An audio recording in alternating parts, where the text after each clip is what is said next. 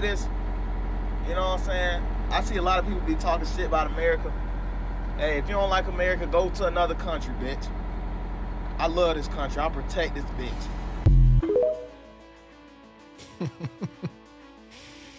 Good morning, Rise and Freedom.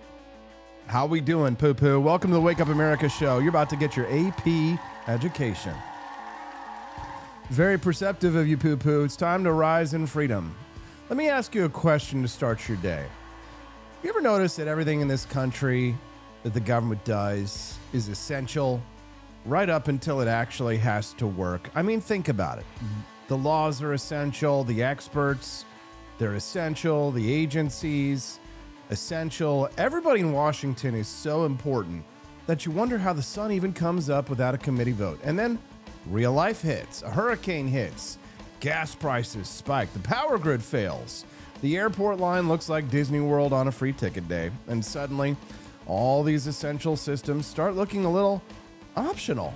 They need waivers, they need excuses, they need a press conference to explain why that thing that was supposed to save you can't even save itself.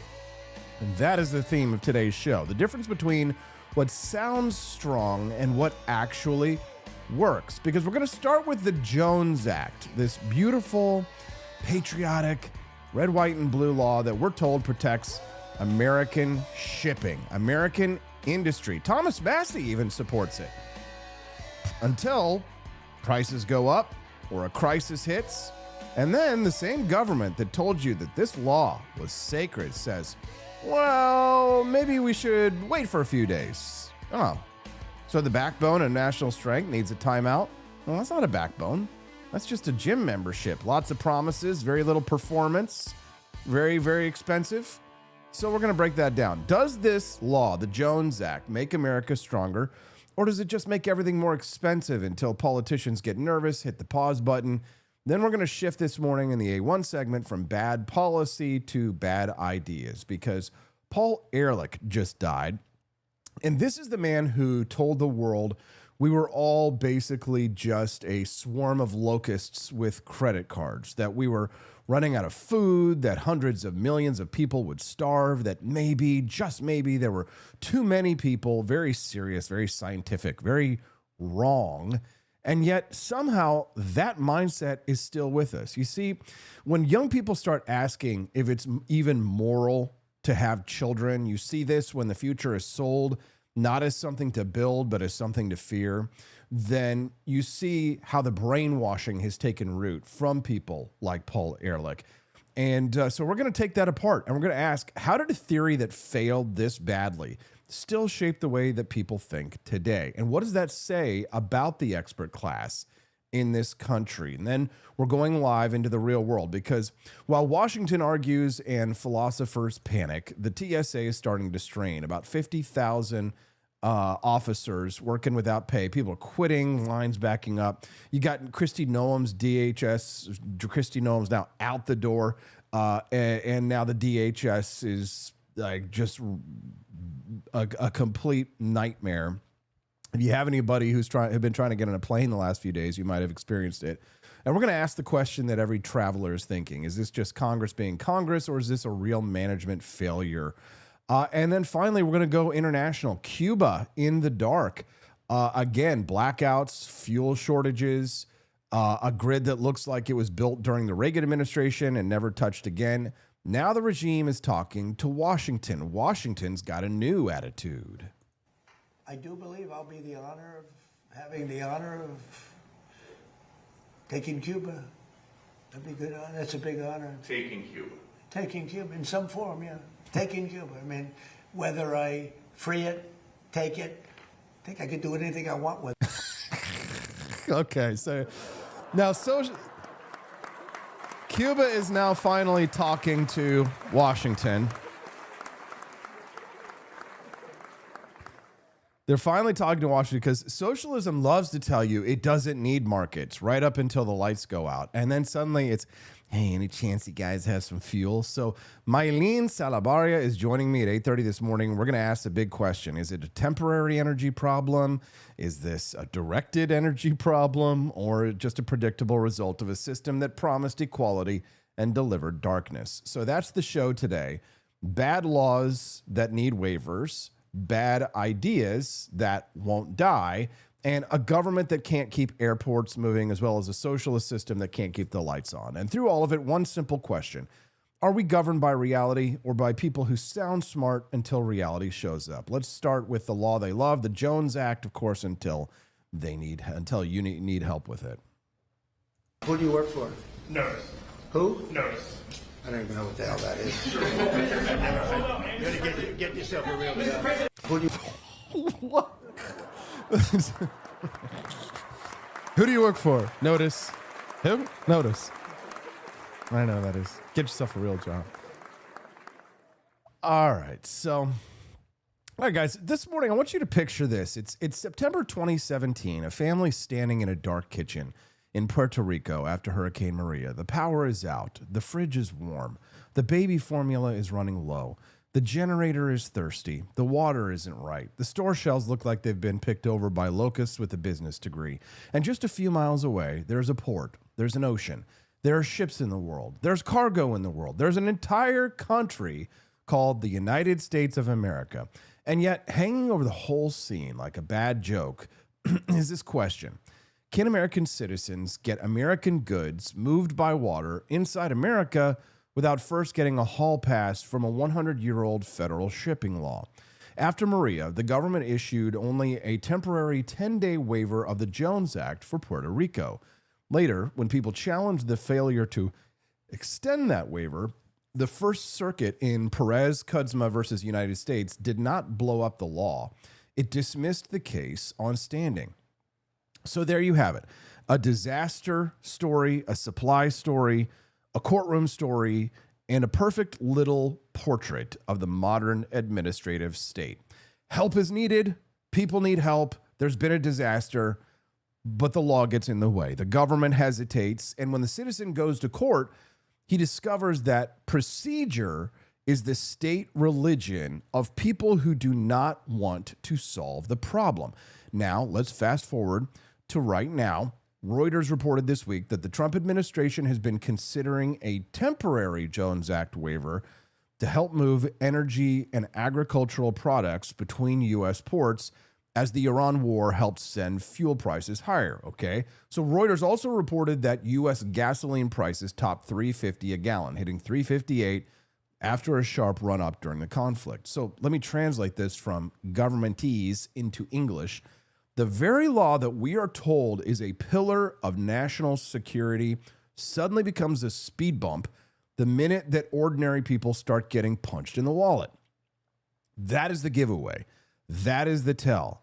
If your great patriotic law has to be waived in a crisis so that the country can move fuel inside its own borders, then it is not a backbone. It is an ankle weight. It's not a shield.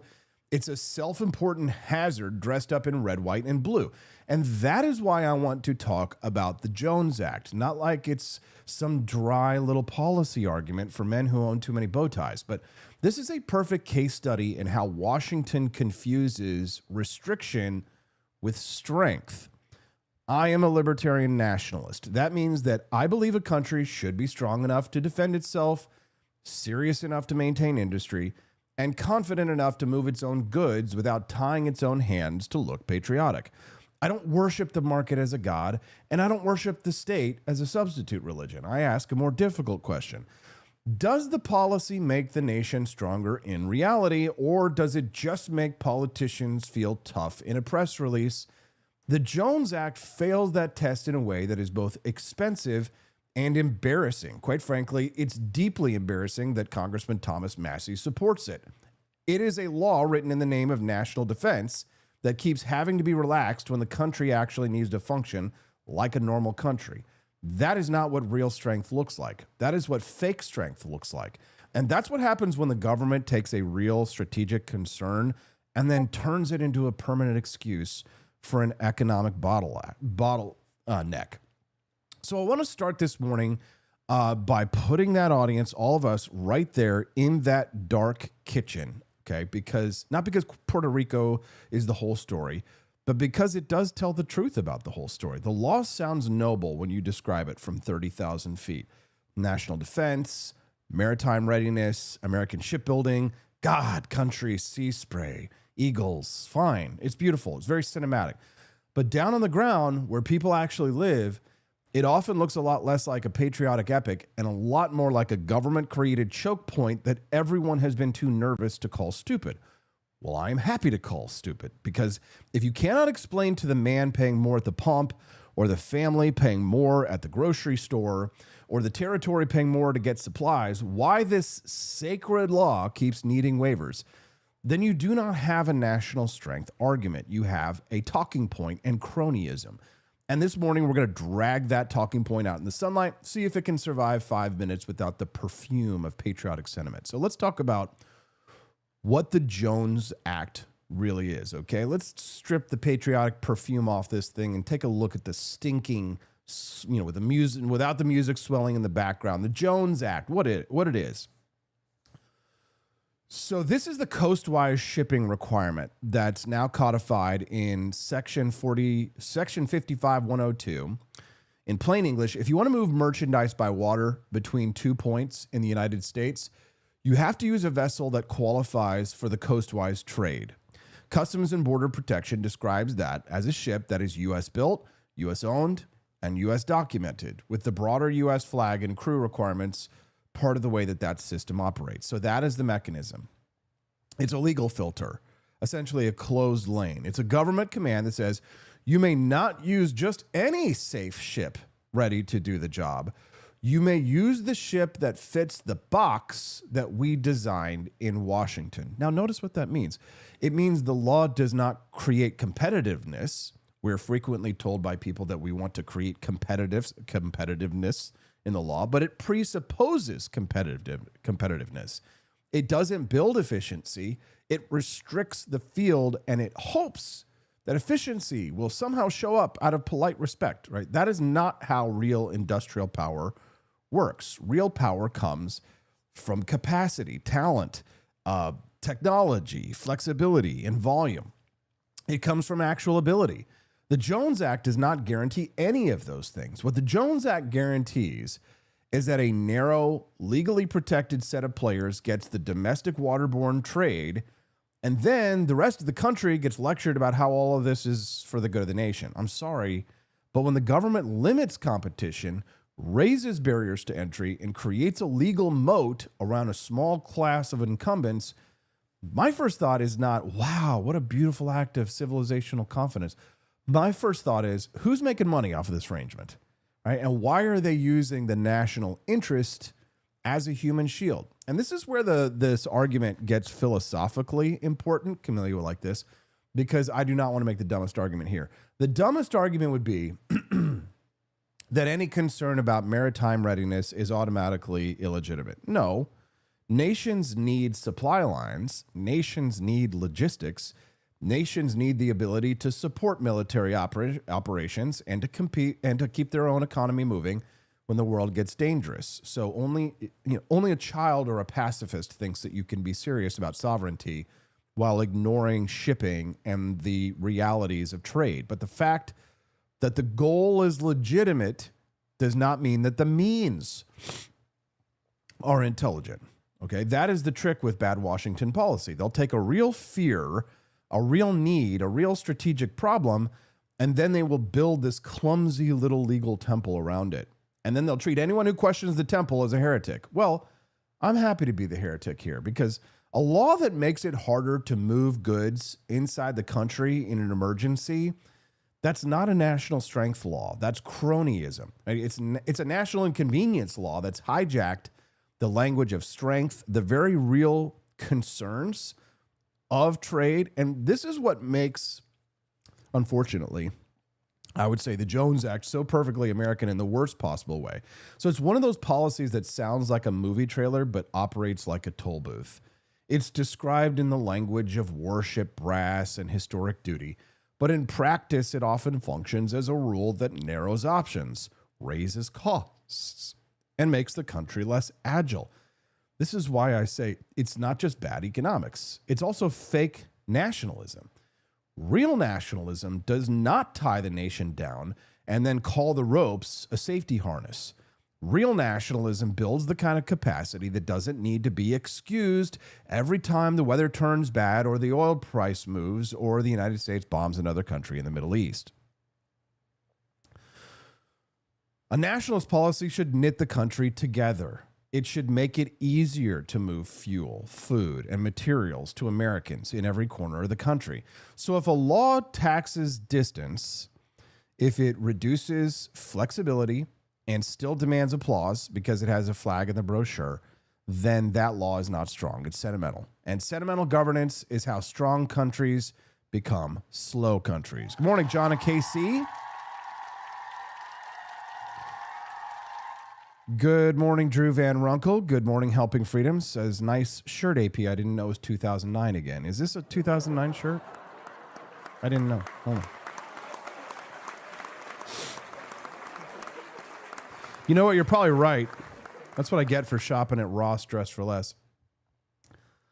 Don't forget, guys, we do have that bonus content available to unlock for you. Our 250th anniversary series of mini documentaries available for you to unlock. Yesterday's mini documentary, I think it was Ethan Allen and the Green Mountain Boys. Or no. Yesterday we were talking about Tucker Carlson, so I did one on Benedict Arnold. So, so today's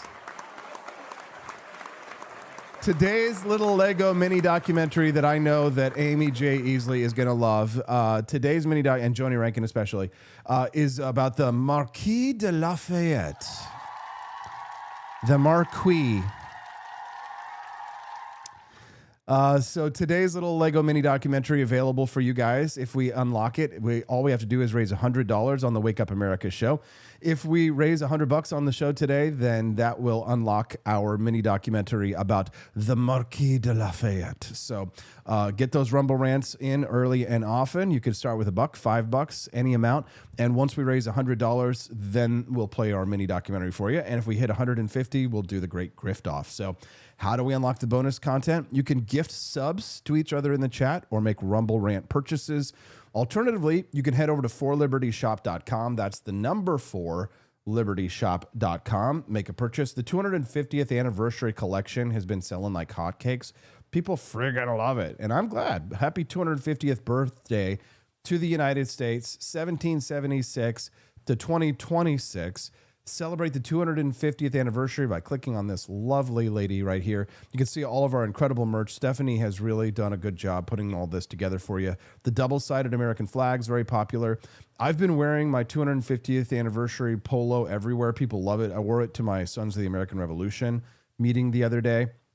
It comes in black, white, and gray. I think I want to get the white one as well because I like the black one. But I'm sad when it's in the laundry.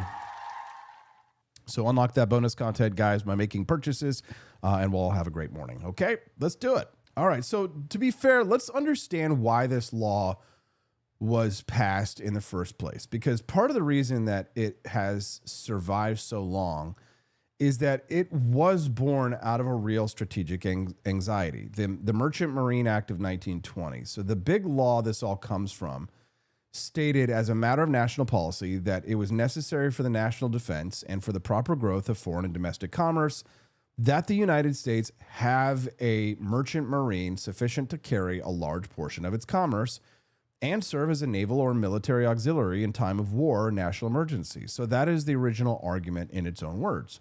After World War I, America had a very obvious lesson burned into its brain. Shipping was not just business. Shipping was also strategy. Shipping was mobilization. Shipping was national power. And so Congress did what Congress usually does after a crisis. It took a legitimate fear, bottled it into a statutory form, and declared that the answer to future uncertainty was a permanent regulatory structure. So I don't want to mislead the audience here. The origin of the Jones Act was not like it was some mustache-twirling comic book plot to make bureaucrats rich. It was a serious attempt to ensure the country had a domestic merchant marine it could rely on in war and emergency. But here's the problem. A policy can be born in necessity and then age into absurdity. A tool can start as a shield and become a shrine. A government program can begin as a response to a real threat and then end as a long-running excuse for protecting a system that no longer delivers enough value to justify its distortions. So that is the real story of the Jones Act. It did not begin as a joke. It became one. Not a funny joke, a very expensive joke with lobbyists, cronyists, and more. And this is where history really gets more interesting, because cabotage rules in the United States go back well before 1920. The founding period already included preference for American vessels in coastwise trade. So defenders of the Jones Act love to say that this is part of a long American tradition. Fine. So were some really bad, dumb tariffs. There were a lot of dumb restrictions that we eventually outgrew. Like, a tradition is not self-justifying. The only question that matters is whether the tradition still produces strength, prosperity, and resilience under modern conditions. If it does, keep it. If it doesn't, reform it or abolish it. Conservatism is not taxidermy, okay? National memory does not require national stupidity, and this is why the 1920 origin story does not save the Jones Act from present-day scrutiny. The fact that people after World War I thought the country needed a protected merchant marine does not mean that the particular legal form that they chose is sacred forever. We don't live in 1920. We live in a world of globalized supply chains, Chinese industrial power, changed energy flows, and in the United States, it has to ask itself a painful question. Has the Jones Act actually created the kind of fleet, merchant marine, and flexibility that its defenders promised, or has it mostly created a smaller, older, more expensive niche market that survives by legal privilege? Because if the answer is the second one, then the right thing to do is not sing hymns to 1920. The right thing to do is act like grown-ups in 2026. And I want to press this hard this morning because the right sometimes makes a terrible mistake. We hear the word national defense and we stop thinking, okay? We hear the word American industry and we assume every protectionist law wrapped in that language must be holy. No. A nation can defend strategic industry without preserving every decrepit legal relic ever written in its name. A nation can care about shipbuilding without locking itself into a structure that requires waivers during a strain like we're currently experiencing right now with the conflict in Iran. A nation can be serious about sovereignty without confusing regulatory shelter for actual capacity. In fact, if we're being honest, a great deal of American decline has come from precisely this habit of treating old arrangements as untouchable because they once served a good purpose. That is how empires get slow, and that is how republics start mistaking ritual for strength. So this is where Calvin Coolidge helps. Not because he was some modern purity test libertarian, because he was not. He had that rare old Republican instinct for distinguishing between necessary government and government pretense. Coolidge said this very clearly. We must have a merchant marine. So let's be honest about that. He was not isolationist, and he was not a childish anti-state romantic who thought that great nations float along on history and good vibes. He understood commerce. Calvin Coolidge understood national power. He understood that a serious country needed shipping, but he also kept saying things that should make modern Jones Act defenders very uncomfortable. He said the great need for our merchant marine was not for more ships, but for more freight. Listen to that. He emphasized private ownership. Calvin Coolidge warned about the cost of ships that could not be sold for anything close to what they cost to build. And he complained that the shipping board was under pressure to protect private interests rather than serve the public welfare. In other words, Calvin Coolidge grasped something the modern right often forgets. An industry is not made strong just because the government decides to cuddle it. An industry can be legally protected and still be weak. It can be politically beloved and economically frail. It can be surrounded with patriotic rhetoric and still fail the test of national utility. It's not useful. But Calvin Coolidge is useful here. He lets us hold together two things that the modern debate keeps pulling apart. First, a serious nation needs maritime capacity. That part is true. Second, the government's way of trying to achieve that capacity can become expensive, a self-satisfied mess that protects cronies' interests rather than producing results. So that is exactly the trap that the Jones Act defenders fall into. They think that because the goal is national, the mechanism must also be national strengthening. But that doesn't follow, right? A government can claim to build power while quietly building dependency. It can claim to protect capacity while quietly protecting a small, insufficient, high-cost status quo. And this is where my own view as a libertarian nationalist comes in, because I refuse the stupid choice between open borders, naivete on one side, and government-sponsored cartels on the other. I don't want a nation so weak it can't defend its industrial base, but I also don't want a nation so sentimental that it calls every rigid old protection scheme a strategic miracle. So that is the Jones Act debate in a nutshell. It's the difference between real capacity and legal theater. Real capacity looks like ships, shipyards, crews, volume, freight, technology, readiness, and price flexibility. Legal theater looks like a statute everyone has to tiptoe around while the country quietly waits for another waiver when something goes wrong, like we're currently struggling with right now. So I want to linger here this morning because there is a broader lesson for the right. The right is correct to care about sovereignty, industry, national self-respect, but the right sometimes makes the fatal error of thinking that every existing protection in the name of those things is therefore worth preserving. No. A right-wing politics of reality has to be tougher than that. It has to ask, does this policy still deliver? Does it build strength, or does it just simulate strength? Does it serve the nation or a niche interest that's mastered the language of the nation? Coolidge, at his best, understood that public policy should not become a shelter for private interests under public pretense. And that is exactly why the Jones Act deserves to be put on trial in the court of common sense. I'd buy that for $1. Thanks, Quest. So thank you very much for tuning in. Don't forget to click the like button. If today's your first time watching the Wake Up America show, click the follow button as well. Thank you, Quest, for starting us down the path of the bonus content unlock. We appreciate you. So now let me make the argument that I actually care about the most, because too many people, they hear criticism of the Jones Act and they immediately assume you're making some tired little Chamber of Commerce argument about efficiency. Okay, yes, there is an efficiency argument. Yes, it matters that restricted markets tend to cost more.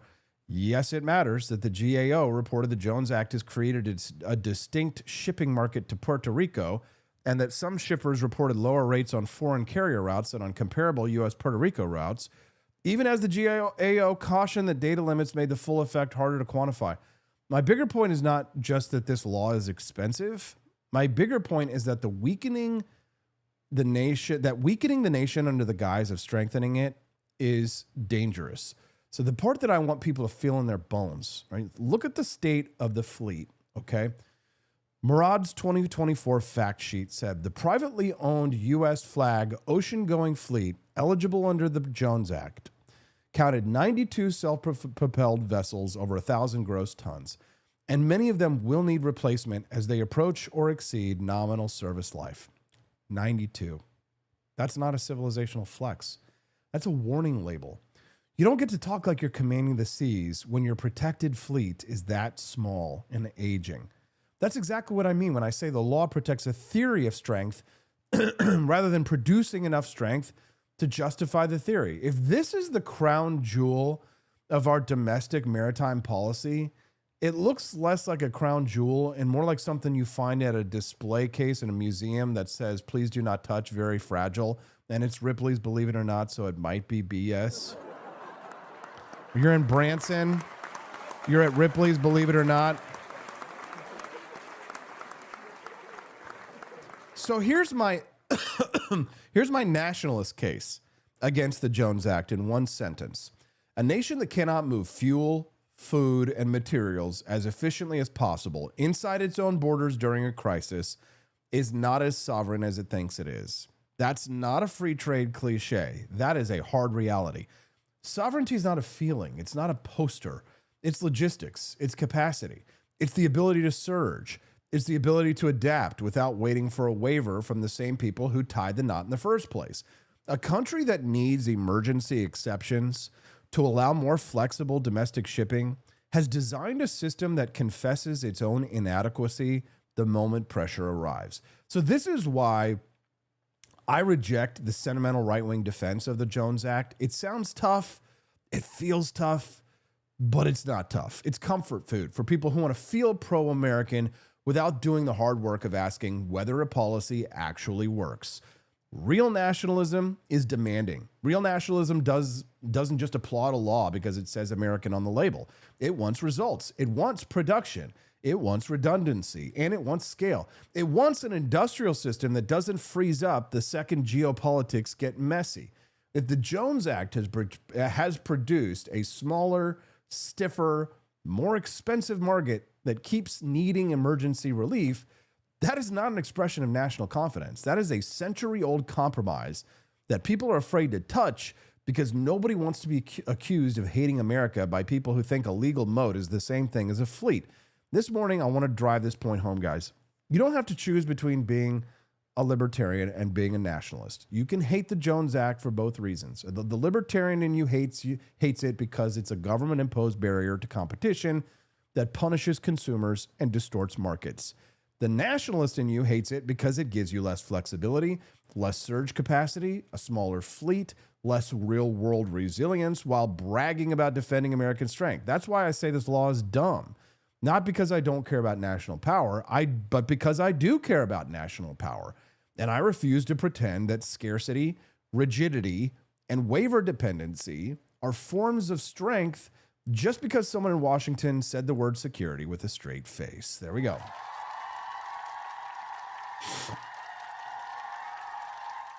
So the Trump administration is considering a temporary waiver of the Jones Act. Trump himself said, we'll take a look at everything.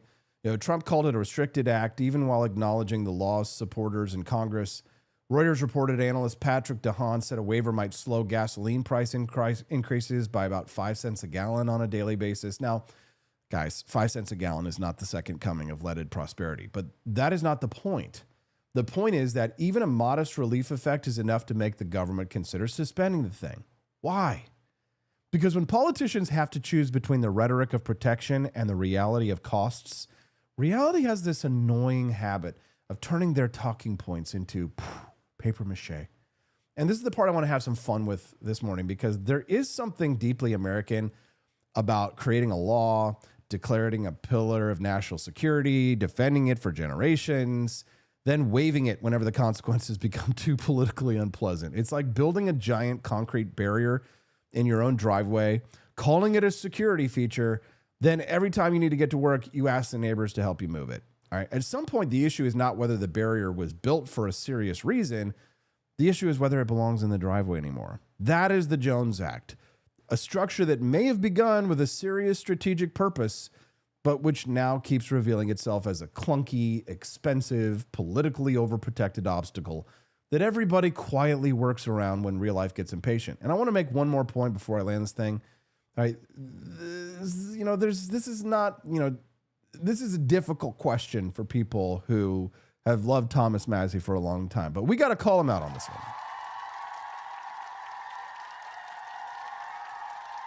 Because Thomas Massie, libertarian that he is, has been a big proponent of the Jones Act. And I have to say that it is one of the more disappointing things that I've heard out of Thomas Massie. Ordinarily very good congressman, votes very well, but definitely would like to see him read more Scott Lincecum on this one. Who does support it in Congress? Like I said, Camellia, Thomas Massie, sadly. It's a shame.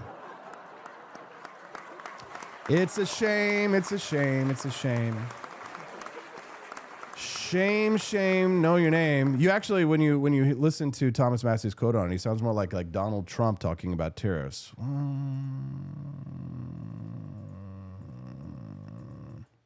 Man, it sucks having this little thing on my hand. Makes it slower to type. Don't forget to click the like button today, guys. And if today's your first time watching, click the follow button. Thomas Massie has expressed support for the Jones Act. In March 2024 post on X, Massie stated, the Jones Act requires shipping on inland waterways to be conducted with vessels built, registered, and crewed in the United States. He supports it, indicates that he views it positively, and is in favor of protectionism on that one. When did Massie support the Jones Act? That's bizarre. Yeah, you see, a lot of people don't know that.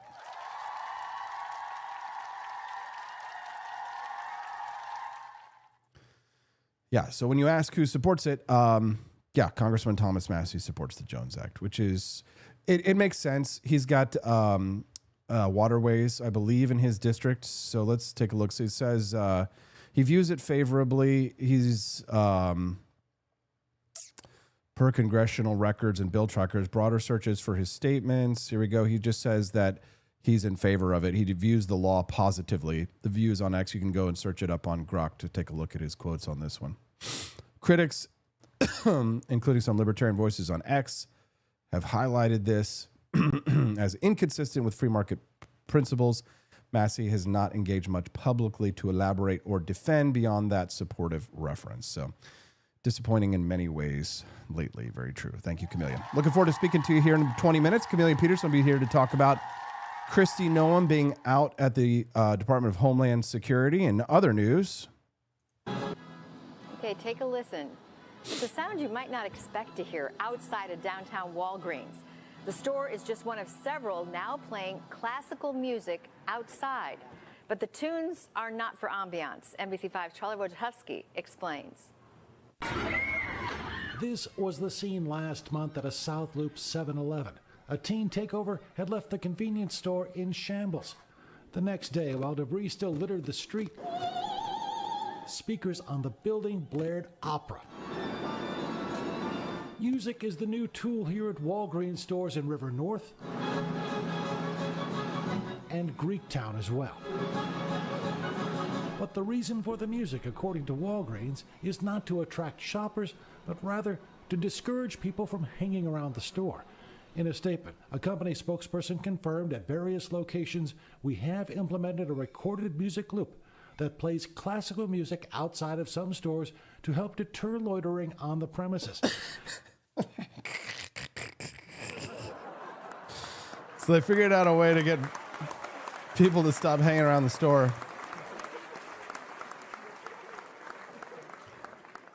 And the way to do it was to apparently put people in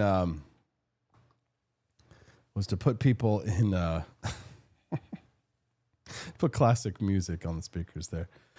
All right, guys. So this morning I'm going to start here the next segment with a real place, with a real man on a real night. His name is Muhammad Dinu. The place was Udawar, a village in Haryana, India. The date was November 6th, 1976. And according to later reporting, police and officials surrounded the village in the early hours, rounded up men, and drove them into a mass sterilization sweep during India's emergency. Dinu, who later spoke about what had happened, said men were taken away in vehicles to badly run camps. In that single operation, hundreds of men were caught up, and later retellings of the event described it as one of the most brutal symbols of India's forced sterilization era. This is what happens when elites decide there are too many human beings and that normal moral rules can be suspended in the name of the future. Now, to be precise, Paul Ehrlich himself, who recently passed away, did not run that raid. Excuse me. He did not drive the truck. He didn't hold the clipboard, but he helped build the intellectual atmosphere that made this sort of thing, this forced sterilization, feel serious, modern, and necessary to the people who thought they were saving the world from human fertility. In 1968, Ehrlich published a book, The Population Bomb, writing that the battle to feed all of humanity is over, and predicting that hundreds of millions of people will starve to death in the 1970s and 1980s. He also wrote that society must have population control by compulsion if voluntary methods fail. That last part matters, because once you teach ruling classes to see human beings primarily as ecological burdens, coercion is never far behind. The sterilization rate in Udawar was not an accident of history. It was the sort of human outcome that becomes thinkable when panic about population starts sounding more moral than liberty. And this is why I want to talk this morning about Paul Ehrlich, not as like he's just some eccentric professor who misread a few spreadsheets. Now, he was one of the men who helped teach the modern world to look at a crowd and see a crisis, to look at a baby and see a burden, to look at a poor country and see not human possibility, but excess human inventory. And that is what made his writing so poisonous. it didn't just make predictions. It actually trained moral instincts. It taught people to fear human beings in the aggregate. And when you do that long enough, somebody always ends up in the back of a truck being told it's for the good of the planet. Paul Ehrlich died on March 13th, 2026 at the age of 93. And this morning, I think it's important to say something that the polite obituary culture doesn't like to say. Influence is not the same thing as wisdom. Fame is not the same thing as being right. And a man can spend decades wrapping fear-mongering in scientific language and still leave behind a legacy that is not noble but deeply damaging. Ehrlich helped popularize a style of politics that said the future belonged not to builders, parents, inventors, farmers, or entrepreneurs, but to the doomsayer, the expert, the man with a graph telling you that humanity was eating itself alive. And the tragedy of Ehrlich's worldview is that it wasn't just false in so many of its predictions, it was deforming in its moral logic. It made it easier to treat ordinary people as the problem to be managed. So that's where I'm going to begin this morning in this story. Not in a faculty lounge, not in a TED talk, not in theoreticals, not in some abstract debate.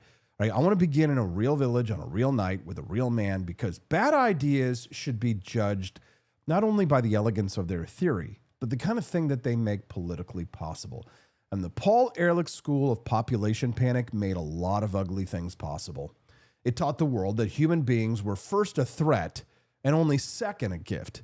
And that is one of the dumbest, darkest, most destructive ideas of the last century.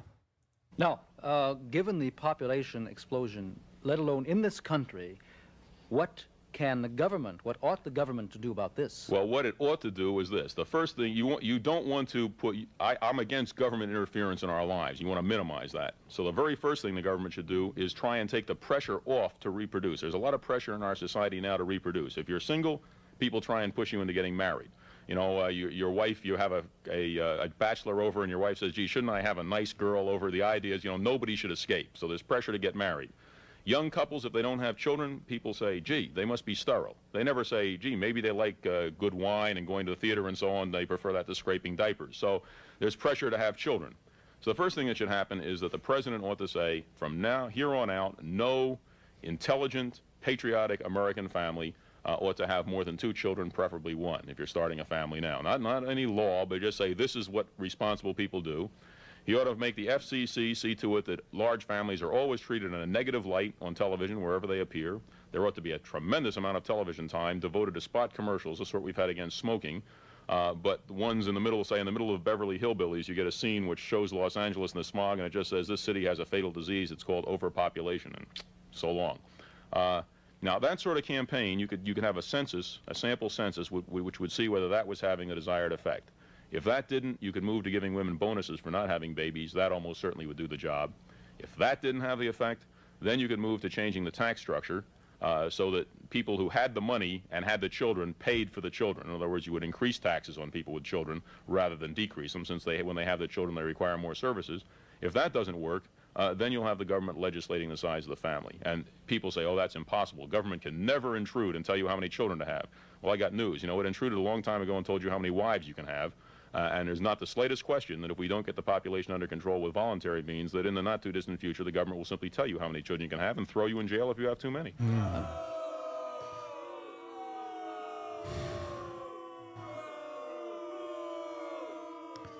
So let's start with the most important fact of all. Ehrlich's most famous concrete predictions did not come true. Not kind of, not mostly, not in spirit, right? It wasn't... The population bomb predicted mass starvation on a near-term timeline, and it was in a tone of near certainty. The Smithsonian retrospective on his book puts it cleanly. The book promised that hundreds of millions of people are going to starve to death, and that nothing can prevent a substantial increase in the world death rate. So that did not happen on the schedule that he advertised, or on the scale that he advertised, or for the reasons he thought were basically set in stone. This is important because Ehrlich's defenders often try to save him with a little verbal karate. They say, well, he was raising a real issue. They'll say, he was sounding an alarm. Okay, well, he got the general direction right, they'll say. No. No, if a man writes that the battle to feed humanity is over, and then humanity proceeds to feed billions more people than he thought it could, that's not a minor technical error. That's the main thing. That is the whole disease. The world population rate peaked in 1963 at just over 2% per year and has been declining ever since. Our world in data, drawing on UN demography, shows that global population growth is no longer exponential and has been slowing for decades. The global fertility rate has more than halved since the 1960s.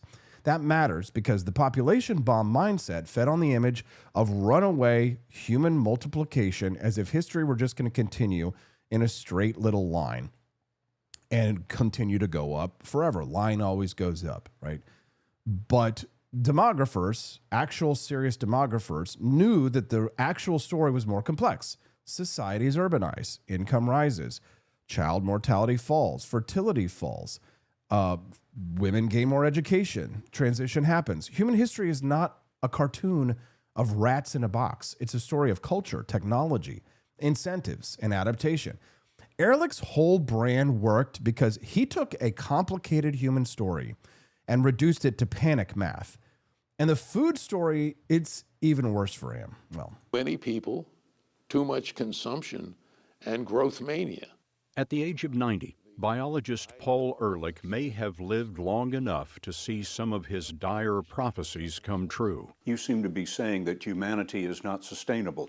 No, humanity is not sustainable. To maintain our lifestyle, yours and mine, basically, for the entire planet, you'd need 5 more Earths. Not clear where they're going to come from. Just in terms of the resources that would be required. Resources that would be required, the systems that support our lives, which of course are the biodiversity that we're wiping out.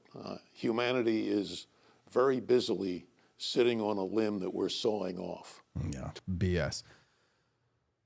So the food story is even worse for him. World Bank data shows a massive rise in cereal yields over the long run. Global cereal production and agricultural productivity did not sit there politely waiting to be overwhelmed by human fertility.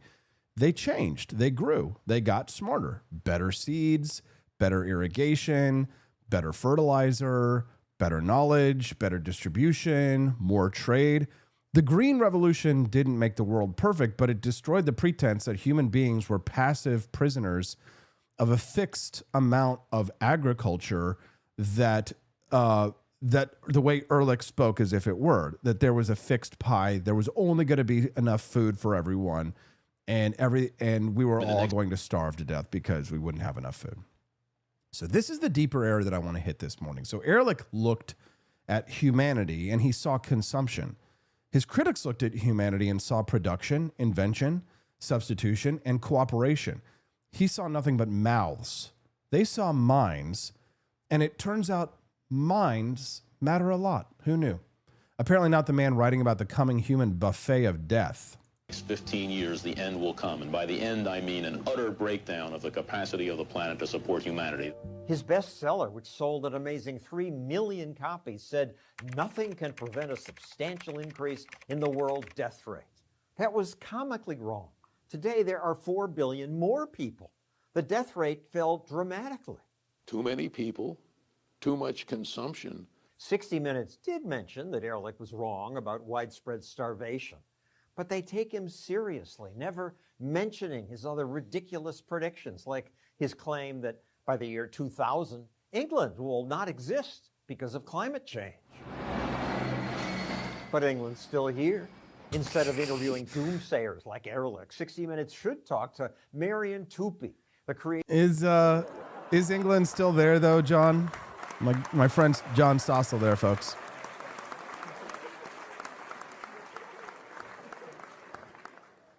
I want to say thank you, big thank you to Rumble today for all of your graciousness. Here's a little scoop that a lot of creators are talking about behind the scenes, and this is one of the reasons why I use Rumble. They made a way to super chat creators so we get paid immediately and without any fees. So if you were to donate on any other platform than YouTube or Twitch, they would take 50% of the fees if you tipped me, right? This method takes none. So Rumble takes 0 fees. I keep nearly 100% of what you send me, and you can super chat with Bitcoin, Tether, even Tether Gold stable coins. The tip will show up directly in the Rumble chat, which of course I will do my best to read for you all. You can go to wallet.rumble.com, or you can download the app directly. And it's an amazing way to get rid of the middleman, help the creator economy. Shout out to Rumble for making this disruptive technology. It's a fantastic new tech, and we're grateful for the Rumble wallet. Thank you, Rumble.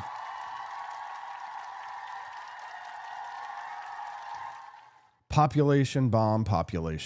Yes. Okay. So now, to stay honest, I mean, hunger still exists in the world. The UN agencies reported about 673 million people experienced hunger in 2024. That's down from 2023, but it's still high. We haven't completely wiped out hunger in the world. The point is not that scarcity is fake. The point is that there are no environmental limits, right? There really are, to some extent, no lack of resources. It's just the political will of the capital to be able to build it out. The point is, to me, that Ehrlich sold a theory of inevitable civilizational collapse that underweighed human adaptability. He took a real moral problem and turned it into a fortune teller's business model. Okay, when you get the core prediction wrong, your premise, you deserve to have your credibility tossed into the wood chipper, not sheltered in a museum of good intentions. Now, here's the part that matters, even more than bad forecasts. Because Paul Ehrlich was not just a man with a talent for embarrassingly certain doom prophecies. He also had this classic elite temptation, the one that always arrives when a theory starts seeing people themselves as the problem.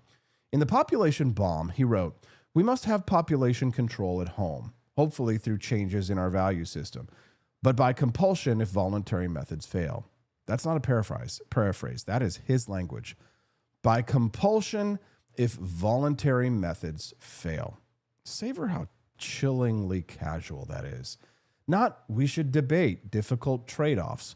Not we should protect liberty while seeking prudent solutions. No. If the people will not accept the experts' theory of human excess on their own, the state can always step in and correct their reproductive misbehavior. So this is why overpopulation panic always turns towards something ugly. Right? Once you decide human beings are primarily a burden on the planet, you are only a few steps away from asking which human beings, how many, and who gets to decide. Right? And this was not just a stylistic quirk. Okay? The population control movement helped create a political atmosphere where coercive ideas could be treated as sober, forward-looking, even benevolent. The Smithsonian retrospective notes that the fear of overpopulation helped fuel anti-population growth campaigns that led to human rights abuses, including coercive sterilization programs. And that is the part that the soft-focused documentaries never like to dwell on. When you panic a society into believing it has too many people, the next question is never going to be a sweet little seminar discussion about carbon or power. It becomes a question of power. Whose fertility is a problem? Whose family is excessive? Whose children count as a threat to the future? There's a very short distance between a population bomb metaphor and a bureaucrat with a clipboard deciding which lives are one baby too many. And that's why I don't accept any defense that Ehrlich was just trying to shake people awake. A lot of bad political ideas introduce themselves that way. Just a warning, just an alarm, just an emergency. And then, funny enough, the emergency always seems to require more control by the people who got the emergency so spectacularly wrong. The answer to the problems created by more government is always more government, isn't it?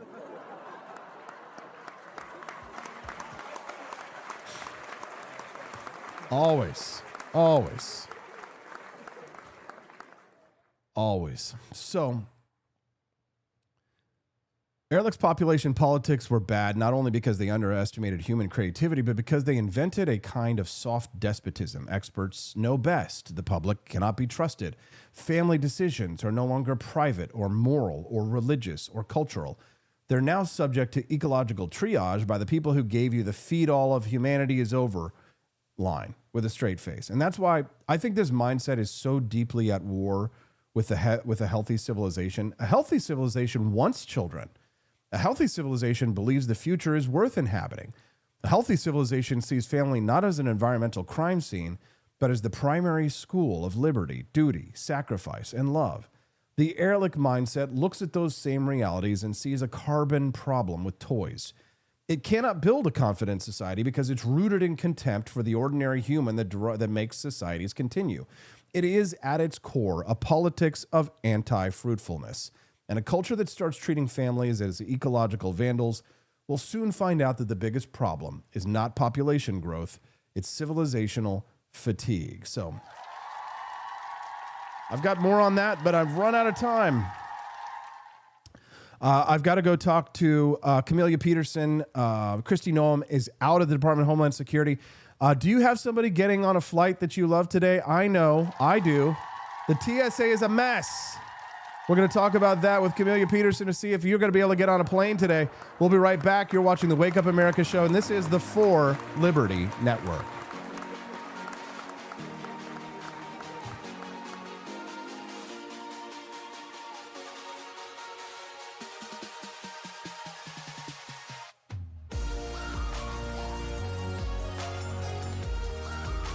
Where businesses never sleep, the technology still crashes. When technology turns criminal, they send up the signal. He's not a myth, and he's definitely not your nephew who knows computers. He installs, he protects, he backs it up, he keeps your business online and out of trouble. Managed IT, security, cloud, support that actually answers the phone. Layer 8 tech. When your network breaks, he wakes. Call Drew before your tech needs a rescue signal.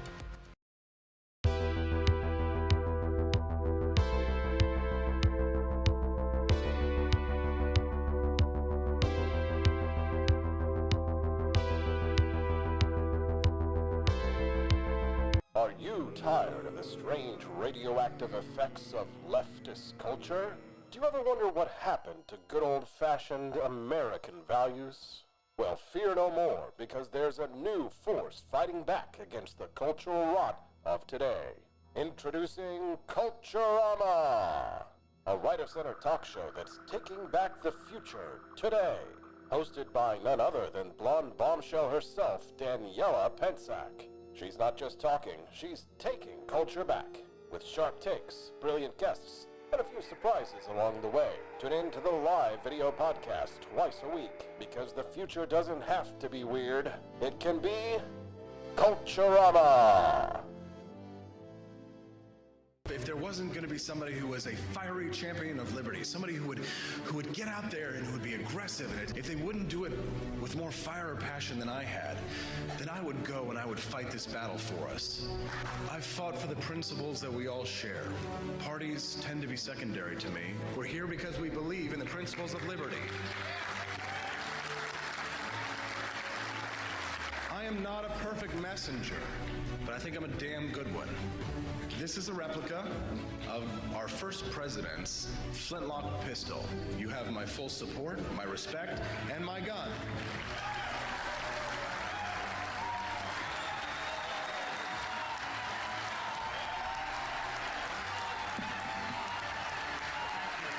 I think that at the heart of my philosophy is much more libertarianism than well, that's the fashionable word these days, I guess. A conservative is no longer just that. He's a libertarian and always has been.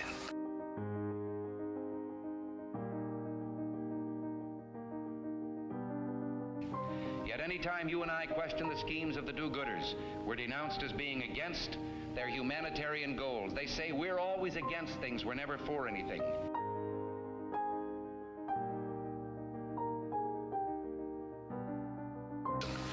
What is fascism? Fascism is private ownership, private enterprise, but total government control and regulation.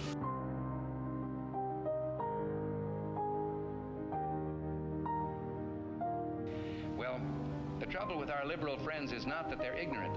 It's just that they know so much that isn't so.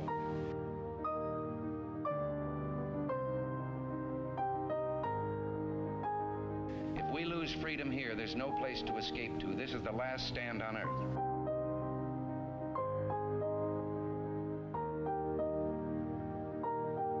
This is the issue of this election. Whether we believe in our capacity for self-government or whether we abandon the American Revolution and confess that a little intellectual elite in a far distant capital can plan our lives for us better than we can plan them ourselves.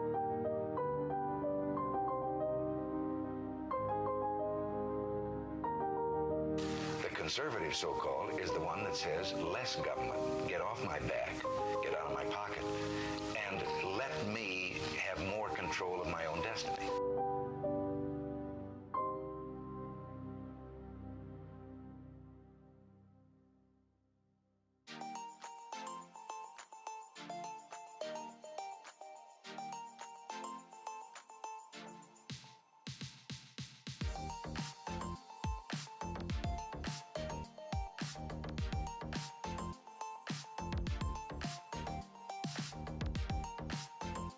The left in America tells us not to have kids to save the planet, but in Cuba, they stopped having kids because the state destroyed the earth.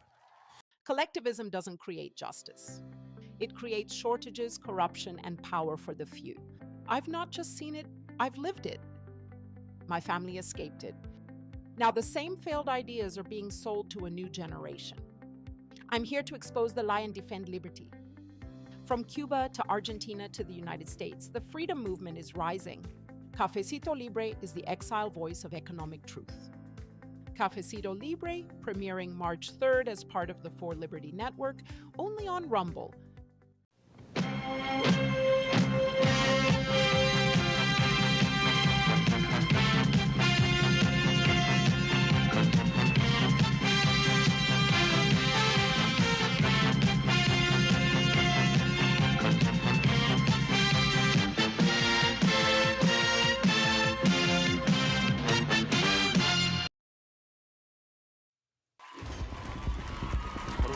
Lady claps her 80th birthday party. Delayed breathing, blood pressure's through the roof. For people who love the pit. No effusion, good lung fighting. Likely stroke. But can't stand its phony liberal science. Stock's going crazy. Percy were thrown back to me? Not until we have a definitive diagnosis. From producer Robert F. Kennedy Jr. and the team who want to make America healthy again. What she needs is a steak. She eats protein, people. Give me beef tallow and 6 raw eggs stacked. It's Ma Hospital.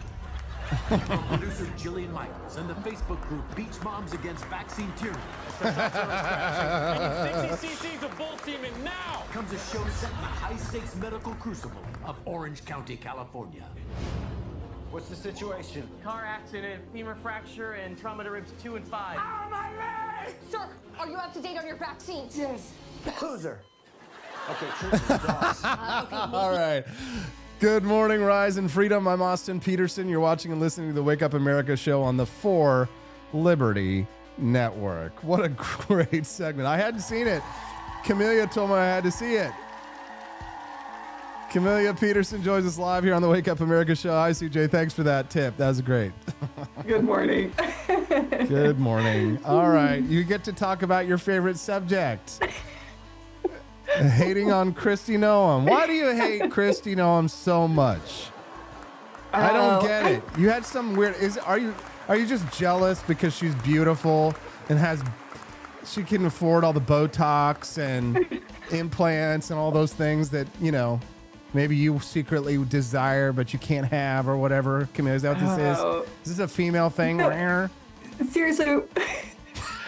I mean, I don't think it's just a female thing, but I was talking about this with some friends last night, and it's not just Kristi Noem. There's like other prominent conservative women who have been doing this too. When you look at old pictures of them, they're pretty, like they're very, I mean, they're lovely women, but they have all of this work done and they end up having these really masculine faces and they just look strange. So, okay, well, that's not why you disliked Kristi Noem. Fake. Okay, you thought she was fake. No, I also don't like her because she's a fraud. Well, you think she's well, apparently she ran that department into the ground because I'm reading this morning, 50,000 TSA officers working without pay, DHS funding lapsed while she was spending money on some expensive commercials to make her look good. More than 300 people have left. Some airports have seen 2-hour security lines. So let's talk a little bit about that legacy there, can we? Yeah, I think a lot of people don't even realize that there's a government shutdown going on. 'Cause you don't hear, the only context you hear about it in is TSA. So I will tell you, this is something that I don't understand. So when they decide to shut the government down, do they just kind of pick and choose which parts? Because apparently, I guess the TSA is not considered essential now, or they just don't get paid. But, why aren't we shutting down other government offices too? Why just the TSA? So to me, this is all theater in so many ways. Okay, well, if it's theater is one thing, but I mean, I've got somebody who's trying to get on an airplane today, so they're wondering if they're going to be able to get on in time. This is a serious issue affecting real people. Air travel, essential security workers are kind of being used as political hostages right now. So what are we hearing on the ground? Yeah, I mean, here's the thing. I think you have a combination of things that, Noem really, I think, did a lot, as people are kind of finding out now, to mismanage, the agency that she was in charge of. And then you compound that with the government shutdown. And, like I said, I don't know why they chose to leverage this. I mean, maybe they think that this will create enough of an outcry and maybe a danger issue that, the Democrats will bow on this one. And I don't know, it doesn't look that way so far. But the reality is that DHS, TSA, they were probably not equipped to and ready and prepared to handle this anyway, because things have been going downhill in the department. And, there's lots of things are behind. There are stories about how that, Noem created this arbitrary, $100,000, contract mark that she had to sign off on everything. But the problem was she was never there to sign anything. So you have all of this backlog of things that are not getting done. And I think this is probably just how she ran the agency. And so when you come up against a situation like this, it's worse than it probably had to be. Yeah, Noem's DHS has suspended global entry during the shutdown. Then they brought it back after industry pressure. Then she's out. I mean, it looks like they were trying to make travelers more miserable just to gain political leverage. Was that the case? I mean, that certainly seems to be the case. There's really no other logical explanation for it. Camelia, do you think that we ought to privatize the TSA? I mean, we should privatize all the things, right? We can start listing all of the government entities that we can privatize. You were for some reason getting really excited earlier when I was talking about the boring old Jones Act. What was that all about? You just seem unnecessarily fixated. I mean, I devoted half an hour to talking about it. So. I know. Well, and it's also because it's so funny because, every once in a while something comes up to when libertarians have their day. And so the Jones Act has been the libertarian day for the last few days. And it's just funny to see such a wonky, thing that nobody ever talks about, being mainstream news. And I mean, that's good. And I hope they do the suspension. I hope they make it permanent. I'm skeptical about that part. But it is just, I mean, I'm really glad that you went through and I was listening to that and explained the whole thing, because there's a lot of people that don't have any idea that that's even a thing. Were you shocked a little bit earlier when I told you that Thomas Massie supported the Jones Act? Yeah, that's really bizarre and very much, I mean, it doesn't line up with, it just doesn't line up with his other philosophical stances. So I don't understand that at all. That's weird to me. Yeah, I was shocked too, because we're always talking about kind of how perfect he is when it comes to his voting record constitutionally. But the Jones Act is one of those things where it really has put the United States behind in terms of our merchant shipping. Rain, I think there's only 90 ships that actually qualify to be able to be used in domestic shipping because of the Jones Act. Massie sits on the House Transportation and Infrastructure Committee's Water Resources Subcommittee explicitly because of these river assets. So he highlighted recently that he sits on the subcommittee because there's 3 locks and dams, 280 miles of the Ohio River in Kentucky's 4th District, because the Jones Act applies to inland waterways as well as coastal shipping. So it mandates U.S. built, U.S. owned, and mostly U.S. crewed vessels. So it's kind of like congressional parochialism. He's protecting local economic interests. So he's not really a pure free market ideologue on every issue. So he supported protectionist measures when they align with Kentucky or tariffs or infrastructure spending when they help his district. Yeah, that's unfortunate. And the Jones Act is like so many other things that start with good intentions, and they're like, oh, this is going to, make things better. It's going to benefit, America. And really it ends up having the opposite effect. You don't have the shipbuilding that it was supposed to produce, and you end up, being, at the bottom of the pool in the world when it comes to shipbuilding. And so that really hurts us in terms of, you talked about the supply chain and productivity. And when you talk about, this is not just directly related to the Jones Act, but you talk about supply chain and the challenges that we're facing in the country here, when we talk about our energy crisis and the need for nuclear and to ramp that up and the need to grow our energy infrastructure, there are still supply chain issues in that we cannot, there are pieces that they need to build energy infrastructure in the country that have a 3-year waiting list still, and we're still suffering, repercussions of the supply chain disruption during COVID. And so, we cannot afford to have anything hamper that. And the Jones Act is one of those things. Yeah, it is. I'm speaking to Camelia Peterson this morning on the Wake Up America show. So the Iran war has been going on for quite some time now. It seems to be continuing to escalate. No, the reason why we're talking about the Jones Act is because of the conflict in Iran right now. So we have this strange juxtaposition where, Donald Trump is engaged in a kinetic conflict. He hasn't requested permission from Congress, but they continue. I guess my question is when it comes to questions like this, why do we even need a Congress?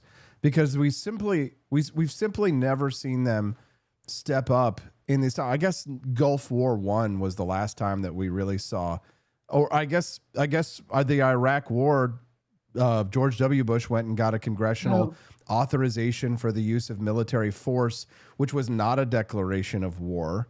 Mm-hmm. Right. But we can't. But in order to declare war, you have to go get UN permissions for all these kinds of things. It's sort of a mess. What you talk to normal people all the time about things. Do people talk about the war in Iran, the spiking gas prices? Is it flashing a danger sign for our chances in the upcoming midterms? I do think that things like the gas prices, people are noticing that and they're paying attention to that. I honestly think because of the way we get our news anymore, there are a lot of people that are just very disconnected, from what's going on over there. And so, but I do think in a very, what's in their face right now, and does make them pay attention is gas prices. So I can't remember, somebody was talking the other morning about how much the national averages has gone up, and it's quite a bit. I believe it's nearly $1 over the last couple of weeks. So that's when you come to midterms, like people are, if that still continues, and if we're still continuing, this war on into the summer and getting closer and closer to those midterms, like that's going to harm the right, because people will start to get, like, this is supposed to be like a strike, it's a very specific, surgical strike. And if it goes on and on, like that's exactly what everybody that is supporting the Trump administration did not want. I think a lot of people are very much in favor of a surgical strike that's over and done. But if it turns out to not be that, I think that does not bode well for November. Yeah, no, I agree. But I do think that, the case could be made, and the administration has been making this case, that they attempted a surgical strike, that they tried to blow up their nuclear reactor, and then after that Iran still refused to negotiate. They refused to come to the table, and that was the reason why they decided to escalate the conflict. Now, embroiled in all of this is this sort of strange war of the influencers that's going on, that's been brewing up it's been sort of bubbling over for quite some time, but the conflict in Iran has sort of exploded this podcaster war that's going on. You've got Ben Shapiro at war with Megyn Kelly, Candace Owens, and Carrie Prejean and others. And it seems like everybody's at war with Ben Shapiro, Dave Smith, other prominent libertarians, all sort of taking what I would call the third worldist line. And it's sort of like, are there any anti-war voices out there who aren't complete and utter fucking retards? I mean, I would love to find someone who was a principled anti-war voice who didn't resort to a weird sort of defense of the free world.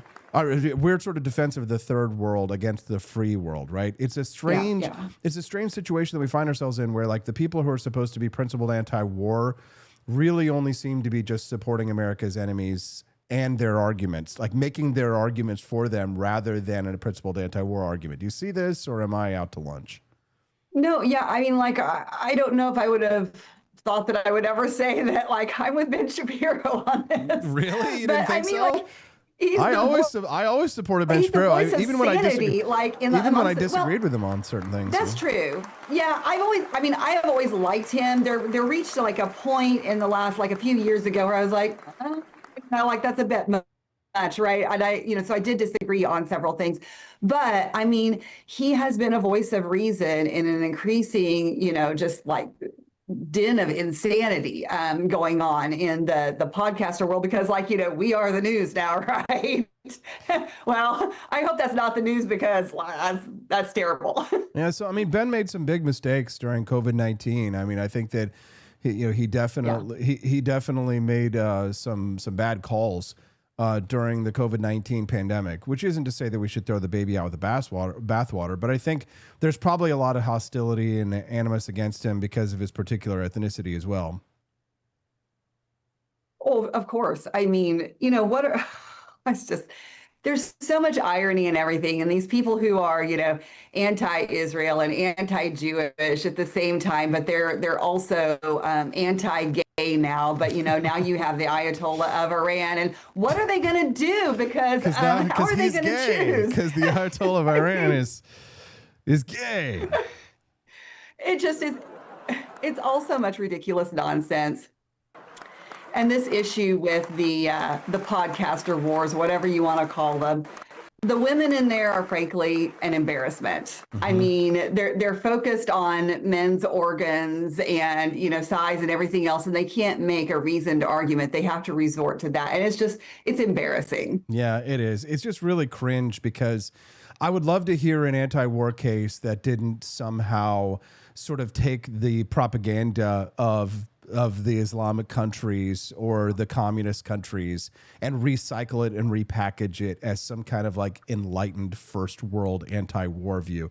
There aren't really any prominent anti-war voices that aren't constantly platforming, Russian conspiracy theorists or Venezuelan communists or Islamic would-be terrorists as the ones making the argument. So it's a difficult time for people who really do love liberty, because people don't understand how to defend Western civilization without becoming, I guess you might say, empirical or imperial, if you will.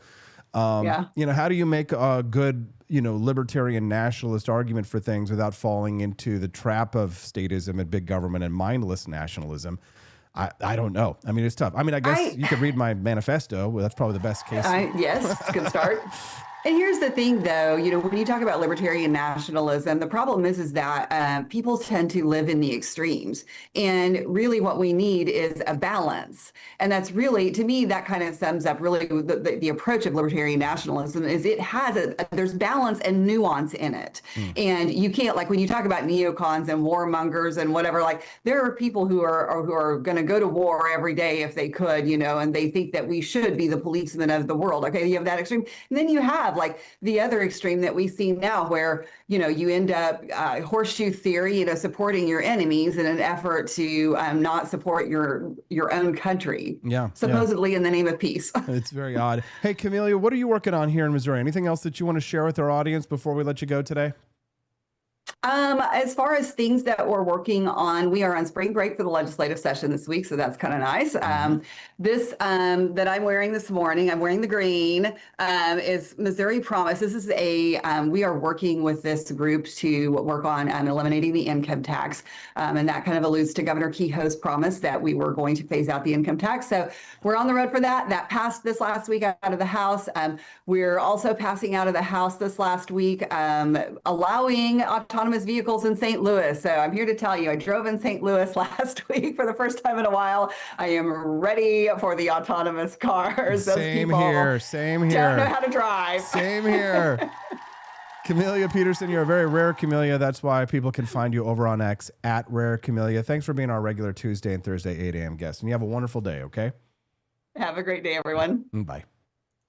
This is absolutely absurd, and it's 100% a betrayal to what MAGA was supposed to be when we voted in 2024, and it's turned into some perverted, deranged version of MAGA now that nobody wants. And a lot of people are just like, this doesn't make sense. And I'll go further, Pamela.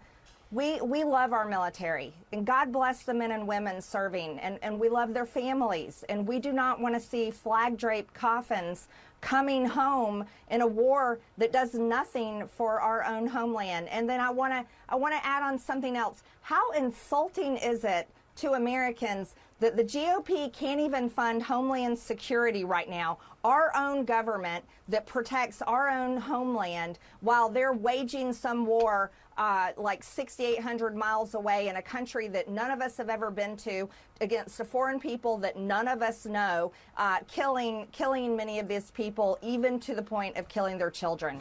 It's just CNN really seems to like Marjorie Taylor Greene these days. All right, guys. Well, thank you so much for tuning in to the Wake Up America show. If you haven't already, please click the like button. If today's your first time watching the Wake Up America show, click the follow button as well. We'd love to have you come back and be a regular guest of the Wake Up America show. When you click the follow button, you'll get a notification, allegedly, when we go live, which is 5 days a week, Mondays through Fridays, 7 to 9 a.m. Central. That's the Wake Up America show's schedule. Become a regular viewer, like, subscribe, and hang out with us every Monday through Friday, 7 to 9 a.m. Central Time. We'd be glad and grateful to have you as a guest.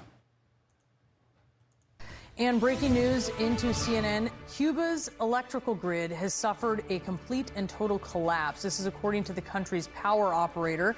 It's the first nationwide blackout since the U.S. effectively shut off the flow of oil to Cuba. There we go. Coming up, guys, Cuba's in the dark again. Regime is talking to Washington. The real question is whether this is just an oil shortage story or the long, predictable endgame of a failed socialist system. Mailyn Salabarria, host of Cafecito Libre, joins me next on the Wake Up America show on the 4 Liberty Network.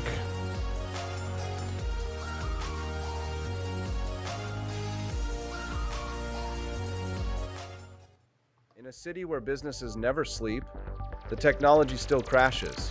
When technology turns criminal, they send up the signal. He's not a myth, and he's definitely not your nephew who knows computers. He installs, he protects, he backs it up, he keeps your business online and out of trouble. Managed IT, security, cloud, support that actually answers the phone. Layer 8 tech. When your network breaks, he wakes. Call Drew before your tech needs a rescue signal. Imagine bringing George Washington back to life. Just to explain that in 2025, men can get pregnant, waving an American flag might offend someone, and our government is $34 trillion in debt. But that's not all, George. We have drag queen story hour for toddlers. Pronouns are mandatory. And Harvard can't define woman. Oh. And we send billions to Ukraine but can't fix potholes in Ohio. You know, just normal modern empire stuff. I'm sure he'd be totally cool with it. Right after he finishes reloading. He didn't cross the Delaware for this nonsense, but you can carry on the fight with gear that would have made King George cry. Shop bold, shop free, shop4libertyshop.com. Picture this. It's 1776. Thomas Jefferson is hunched over his desk at Monticello, ink-stained fingers, writing the most radical document in human history. Do you really think he was sipping Starbucks? No. He was drinking something bold, something black, something brewed strong enough to fuel a revolution. That's the spirit behind Founding Flavors, our signature line of liberty-fueled coffee. No soy froth, no climate guilt, no corporate slogans. Just real coffee, inspired by the men who wrote freedom into existence. Every cup is a quiet protest. Against mediocrity, against tyranny, against bad coffee. So this morning, skip the globalist brew. Grab something worthy of a free man's sunrise. Founding Flavors. Now brewing at forlibertyshop.com. Legend has it, back in 1773, a band of angry, overtaxed patriots stormed a British ship, found the king's favorite tea, and said, "This would taste better without the tyranny." Then they tossed it overboard. Fast forward to today. That revolutionary spirit lives on in Boston Harbor Black, the boldest brew in the For Libert tea lineup. It's dark, it's smooth, it's unapologetically American, just like the folks who drink it. Whether you're sweetening it up on the front porch or drinking it straight like a Minuteman before battle, this isn't tea for royalty, it's tea for rebels. No fake flavors, no corporate slogans, just a cold glass of Don't Tread on Me in liquid form. So skip the woke iced tea aisle and stock up on Boston Harbor Black at forlibertyshop.com. Because when the heat's rising, the least you can do is drink like a patriot. When the Founding Fathers dreamed of liberty, they forgot one thing: coffee. Introducing Founding Flavors Coffee, the brew that built America, and the brew that's fueling a new revolution, one kitchen at a time. Small batch roasted, patriot approved, and disappearing faster than a redcoat at Yorktown. Don't get left behind, soldier. Real patriots are starting their mornings with Founding Flavors, and trust us, freedom tastes better with a fresh cup in your hand. Stop drinking those tyrant brews who take your money and don't support your values. Stocks are limited, demand is booming, and your morning deserves a taste of liberty. Order now at forlibertyshop.com before the next shipment gets signed, sealed, and sold out. Founding Flavors Coffee, the official brew of morning rebellions everywhere. Get yours at forlibertyshop.com.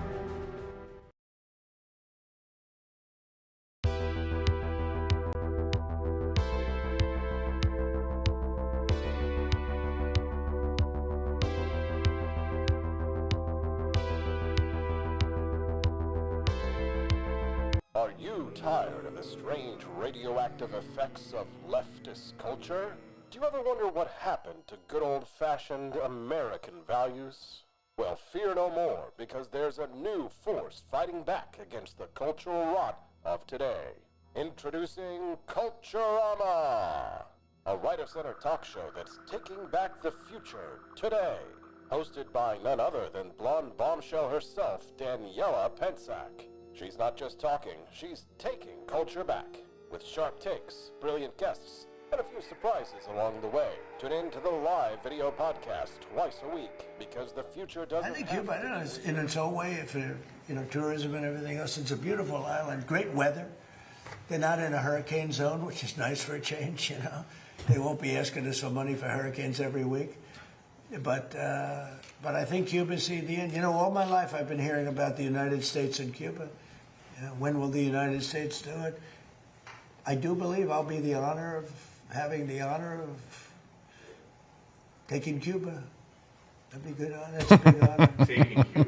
Taking Cuba. In some form, yeah. Taking Cuba. I mean, whether I free it. I just love the way he talks about this stuff. Good morning, Rise and Freedom. I'm Austin Peterson. You're watching and listening to the Wake Up America show on the 4 Liberty Network. This morning, Cuba is dealing with one of its worst power and economic crisis in years. Reuters reports a major blackout hit most of the island on March 4th. After months of fuel shortages, broken down plants, and an increasingly frail grid. Just days later, Cuban President Miguel Diaz-Canel acknowledged that Havana has opened talks with Washington, saying no fuel had entered Cuba for 3 months. Outages in Havana had climbed to more than 12 hours a day. Here's the important part. Reuters also reported that Cuba's oil-fired plants are decades old, scarcely maintained, and that Cuba's own government has acknowledged corruption, bureaucracy, and inefficiencies that left the state-run economy too broke to modernize the grid. Joining me now is someone who fled Cuba, Mailyn Salabarria, to talk about whether it's a sanctions story or whether socialism had done what socialism always does, turn everything to crap. Good morning, Mailyn. Good morning, Austin. Thank you for having me here again, talking and ranting about Cuba. Of course, Cubanita. They call you Cubanita, so who better to talk about it than the host of Cafecito Libre right here on the Wake Up America show. So, Mailyn, give us a breakdown. You're talking to people in Cuba right now about the situation. It's very frightening. So give us an update on what's happening on the ground. It is very frightening, but again, it's like using, using the sweet irony of Fidel Castro's best buddy, Gabriel Garcia Marquez's famous novel, This is the Chronicle of a Foretold Death.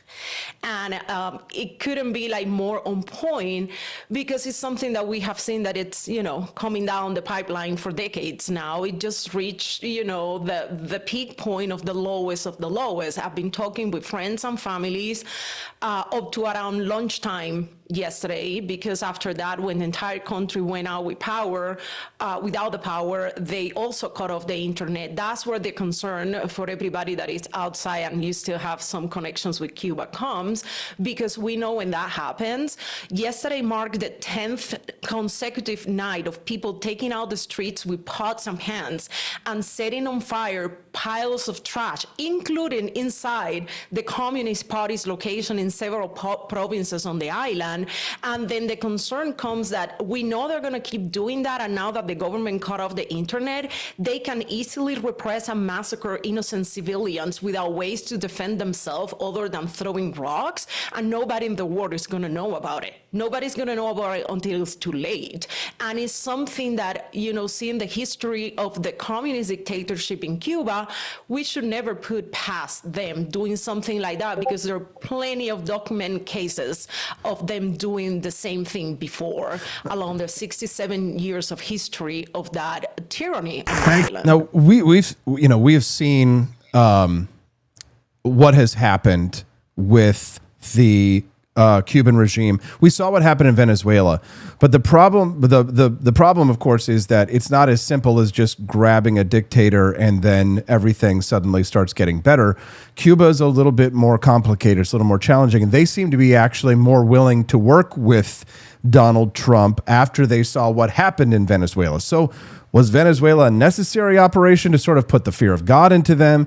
Do you believe that the dictatorship in Cuba right now is willing to work, or is this just a bluff from the Cuban government? What do you think is the real story? I think there is a little bit of everything in it, and it's going to be unfolding in phases, because they are the communist Cuban dictatorship right now, and those elites in the government, they're literally gasping for cash. But that doesn't mean that they're going to change and turn out their entitled mindset of receiving the pipeline and subsidies for anybody else like they have done in 67 years. So the first part of the question, yes, Venezuela was the right move to do it, because that was the pipeline that was supporting the communist dictatorship in Cuba for the last 20-something, 30 years, especially after the Soviet Union and the Eastern European subsidies collapsed. So definitely that was the first step that, like you said, put the fear of God and some more into the Canel and all this mafia of the Castro family that runs the country, literally like if it is their private slave plantation. That's exactly what they have been doing for 67 years. Now, how are they going to react?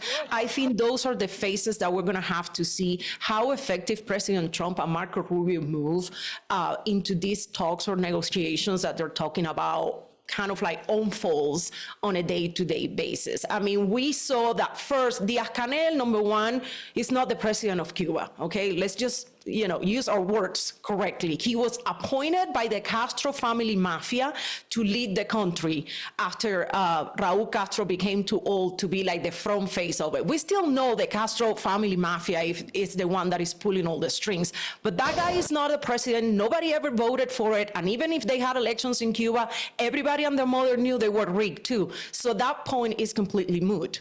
On top of that, inconsistencies that show the guy is just a puppet. He's coming 3 weeks ago saying, we are just supporting the revolution and the party agenda and we're not talking to anybody. Somebody just whipped the living Jesus out of him the night after that. And then the next day he comes into the national TV and saying, yeah, well, we're sitting down and, having bilateral talks like we have ever had and this and that.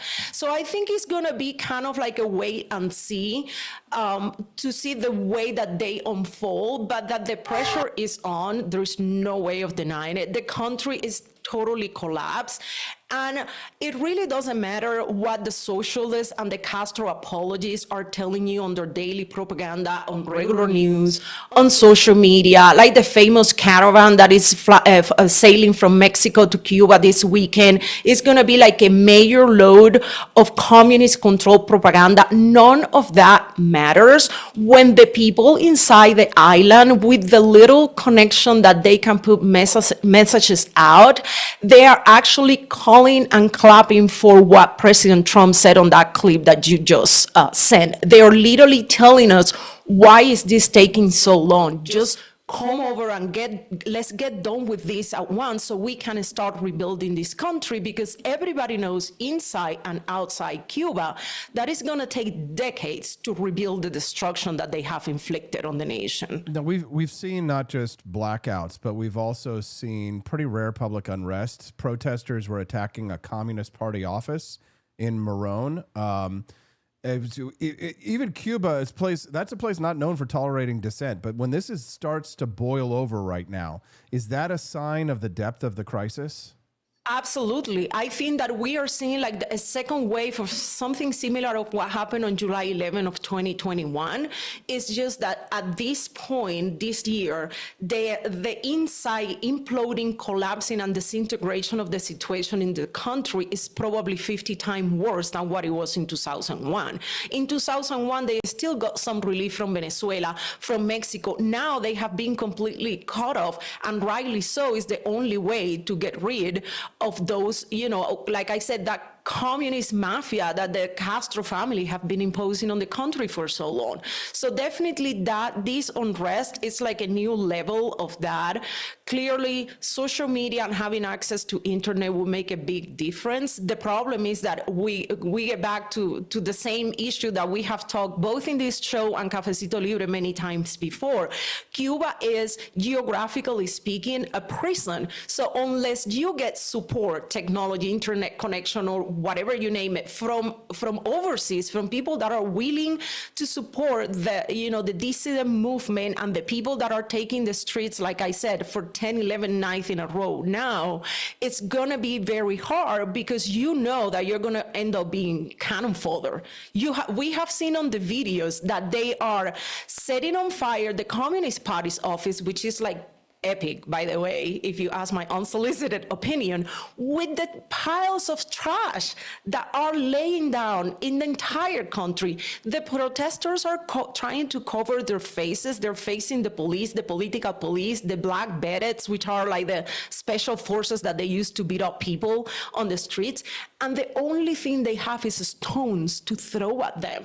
So you tell me, how do you survive something like that? And that's tied to what I was telling you about the concern when they cut off the internet, because a massacre can be happening in a matter of hours and the world would never know about it, or we would know about it when it's too late. Yeah, amen, amen. I'm speaking to Mailyn Salabarria right now. She is a Cuban refugee, became a libertarian American she is the host of Cafecito Libre right here on the For Liberty Network. Now, Mailyn, I'm pulling up an image on this. You kind of referenced this, something like this a little bit earlier. I'm pulling up an image on the screen that our audience can see right now. And it says, I'm going to Cuba. It shows this Emma Farrow. She says, in a few days, I'm leaving for Cuba in support of the Nuestra America flotilla, she says. And this flotilla, she says, she's going to break the U.S. blockade and walk alongside the Cuban people to say no to imperialism and Donald Trump's criminal aggression. A little blonde girl raised between the tranquility of Stockholm and the luxury of Paris is going to travel from her penthouse in Europe to explain to poor Cubans why their dictatorship is something good for them. Tell this stupid coño the facts, Mailyn. Well, from the makers of Venezuela's planning, we now bring you Cuba's planning because it is so easy to do it from the comfort of your life in the first world. Now, to go deeper into this, Austin, I am not the only one outside of Cuba that believe this, let me tell you. I think this is a coordinated effort between all the Democrat Socialist of America, all the communist factions and groups that we have, not only in the United States, but obviously also in Europe, a coordinated effort with the propaganda machines that are, set and headquartered in Havana. You have to remember that De Los Santos and a bunch of these clowns have been traveling to Cuba and being trained in the Cuban Communist Party Leadership Academy in Havana for years now. I mean, they have been telling us, it has been written on the walls, and we just have not been paying attention.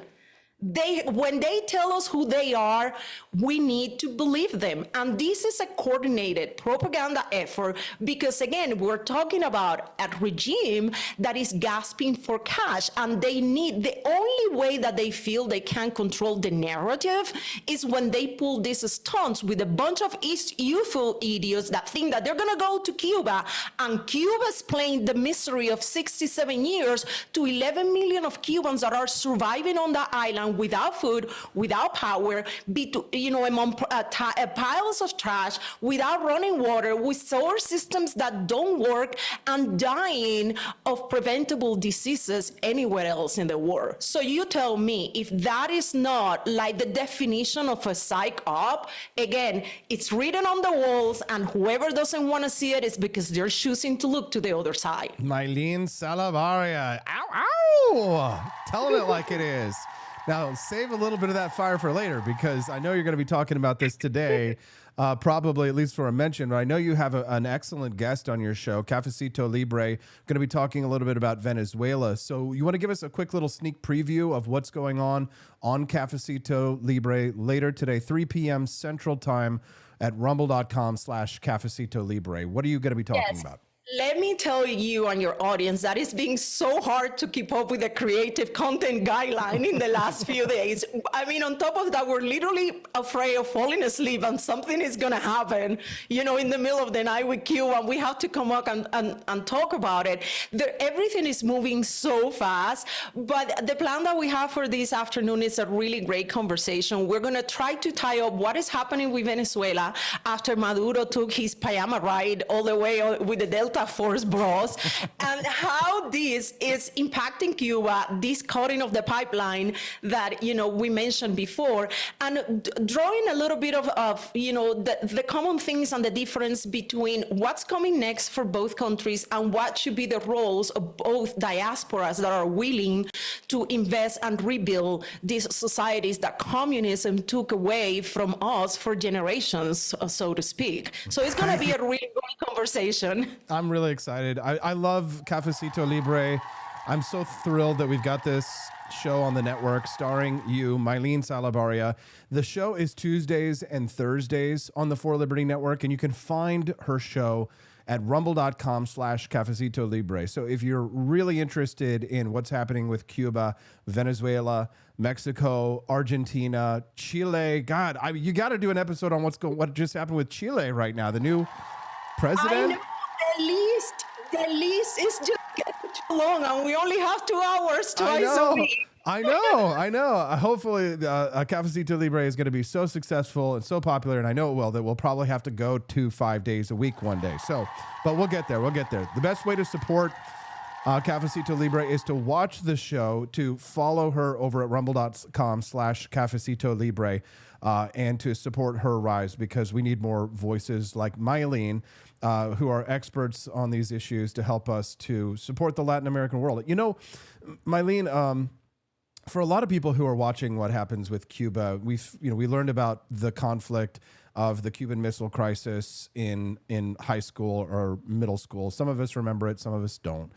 But tell us this: do you think that ultimately that Cuba should be an independent and free nation, or should it be annexed into United States, become a territory first, and perhaps ultimately a state. What do you think is the best move? To give you the details on that response, you and your audience need to connect to Cafecito Libre on Thursday, because that's exactly what we're going to be unpacking for the American and Latin American audience that have been, again, misled by 67 years of communist propaganda coming out of Cuba. So a lot of, just to give you the preview, a lot of choices are on the table, and a lot of voices are, debating and thinking and talking about it. I think that all of them has pros and cons. I do tend to lean to the one that will rebuild the financial market, the investors' confidence, and the actual infrastructure rebuilding of the country, looping into all the claims of American properties that were stolen back in 1960, because I'm looking at it from a business standpoint. And from a business standpoint, yeah, we can have the principles, the ideals, the nationalism, and all that, but that doesn't rebuild an electric grid that is completely on the ground, and that doesn't bring a country that has been completely destroyed back into the global markets and the protection of individual property and the legal framework of, let's say, international commercial arbitrage when you are investing. So that's kind of like my view on it from a business standpoint, where I think that the structure, even if it's under a temporary tutelage or a system like the one that we have in Guam or Palau, might be the best way. And also, when you look at back in Cuba's history, which I know probably most American high schoolers never learn about it, it's not something new. When we finished the independence war from Spain, under the Platt Amendment, that was a similar process that led to Cuba to build their first independent republic in 1902. The big difference back then is that you had an island that was ravaged by war, but it still have some remnants of what was the civil society, the concept of individual property rights, the concept of, real private business, not the Frankensteins that Castro has been luring you for the last few decades. The difference is now, after 67 years of communism, there are generations of Cubans where the civic society doesn't even have that concept anymore. So that makes the rebuild and the bringing back of the country to the global markets a more challenging, and talking about time, a longer time process. And that's why many people like myself feel that some sort of like temporary tutelage under those conditions and meeting, obviously, the requirements that are already on the Helms-Burton legislation in the United States would be probably the faster track to rebuild a country that is completely in ruins. Okay. But again, there are a lot of theories on the table, and let me tell you, all of them are really worth to sit down and listen to. They all have very valid points, but again, you and your audience need to join us on Thursday, because that's the topic that we're going to be talking about with one of the wonderful guests that have been working in that area in the United States for many years. I love it. I can't wait to watch it. I'll be there, as well as today we're going to be watching Cafecito Libre at rumble.com/Cafecito Libre, only on the For Liberty Network, starring Mailyn Salabarria. Mailyn, thank you so very much for your time, and thank you so much for being on the front lines in the fight for liberty. Cuba Libre. We're very excited. Have a wonderful day. Thanks for having me, and we'll see you all this afternoon. Thanks. See you this afternoon. Bye-bye. Help protect Maduro. This is well known. Their whole spy agency, all that were full of Cubans. I mean, it's amazing. This poor island took over Venezuela in some cases. One of the biggest problems the Venezuelans have is they have to declare independence from Cuba. They tried to basically colonize it from a security standpoint. So, yeah, look, if I lived in Havana and I was in the government, I'd be concerned, at least a little bit. Well, the president already announced a week ago that anything that's sanctioned, it's sanctioned oil, it's not going to be allowed to get there. So that's a pre-existing. Mr. President. It's nice to see competent people in government. We're so used to idiots. All right, let's land this plane. After everything we covered today, we talked about the Jones Act, Paul Ehrlich, TSA straining under broken system, Cuba sitting in the dark. It all comes back to one single point. You cannot build a strong country on systems that only work in theory or on paper. You can't do it. You can't call a law essential if you have to waive it the moment people start feeling pain. You can't call an idea scientific if it gets the future completely wrong and still demands to control how people live. You can't call a government functional if the people doing the job aren't even getting paid while the people in charge are doing media hits. And you definitely can't call a system just if after 60 years it can't even keep the lights on. That's not strength. That's theater. And that's what happens when you start confusing confidence with competence. When you start rewarding people for sounding serious instead of being right. And here's the real danger. It's not just that these policies and ideas fail, it's that they stick around after they fail. They get protected, they get defended, they get repackaged, institutionalized, because too many people in power would rather protect the story than fix the problem. And that's where you come in. The people watching the Wake Up America show, because a free country only works when people in it are willing to look at something that's very important and say, no, this doesn't work. It's not because you hate your country, but because you love it enough to demand better. Real strength isn't a press release. It's not a talking point. It's not a law that needs a timeout. Real strength is when the system holds up under pressure, when it delivers, when it works for real people in real moments, not collapses whenever you can't get oil from Venezuela. So go about your day, guys. Pay attention. When somebody tells you something is essential, ask yourself, does it actually work? Or does it just sound good until reality shows up? That's the question that cuts through everything. All right, that's our show. Thanks so much for being here. And as always, rise in freedom. We'll see you guys right back again here tomorrow. And I will be with you in the comment section at Cafecito Libre, 3 p.m. Central Time. Have a wonderful day, guys.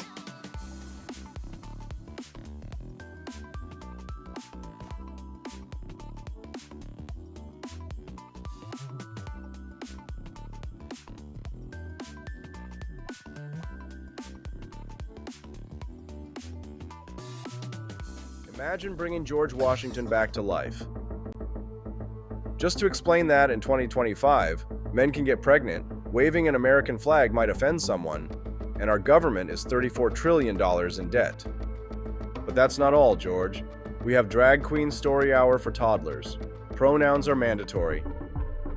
And Harvard can't define woman. Oh. And we send billions to Ukraine but can't fix potholes in Ohio. You know, just normal modern empire stuff. I'm sure he'd be totally cool with it. Right after he finishes reloading. He didn't cross the Delaware for this nonsense, but you can carry on the fight with gear that would have made King George cry. Shop bold, shop free, shop4libertyshop.com.